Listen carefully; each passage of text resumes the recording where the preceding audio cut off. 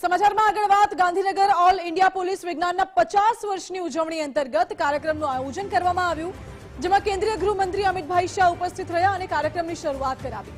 કાર્યક્રમમાં સંબોધન કરતા અમિત શાહે ન્યાય પ્રણાલી અંગે કહ્યું કે નવા 3 કાયદાઓ આવ્યા છે, જે બાદ 70% હિંસા ઓછી થઈ ગઈ છે અને આ કાયદા આવવાથી દેશના નાગરિકોને હવે ઝડપી ન્યાય મળી શકશે। તો આ સાથે મુખ્યમંત્રી ભૂપેન્દ્ર પટેલે પણ જણાવ્યું કે દેશની સીમા અને કાયદો વ્યવસ્થા મજબૂત થઈ છે। તેમણે કહ્યું કે ગુજરાતમાં 95% કેસો ઉકેલવામાં સફળતા મળી છે। આ સાથે જ ઉમેર્યું કે વિશ્વભરમાં આધુનિક ન્યાય પ્રણાલી બનાવવાનું કામ ભારતમાં થઈ રહ્યું છે। આ કાર્યક્રમમાં bureau of police research and ડેવલપમેન્ટના ડાયરેક્ટર આઈપીએસ રાજીવ કુમાર, સીબીઆઈના ડાયરેક્ટર પ્રવીણ સૂદ અને રાજ્યના ગૃહ વિભાગના સેક્રેટરી એસ નંદા સહિતના લોકો પણ ઉપસ્થિત રહ્યા।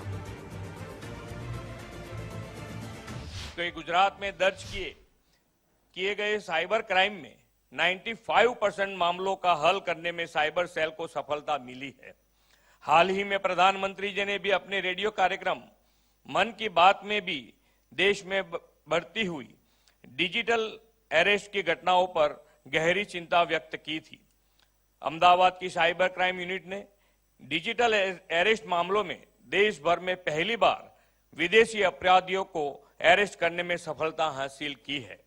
हमारे लिए एक और गौरव की बात है, यह भी है कि हाल ही में भारत सरकार द्वारा गुजरात पुलिस को 1930 साइबर हेल्पलाइन सर्विस के लिए श्रेष्ठ राज्य का अवार्ड दिया गया है।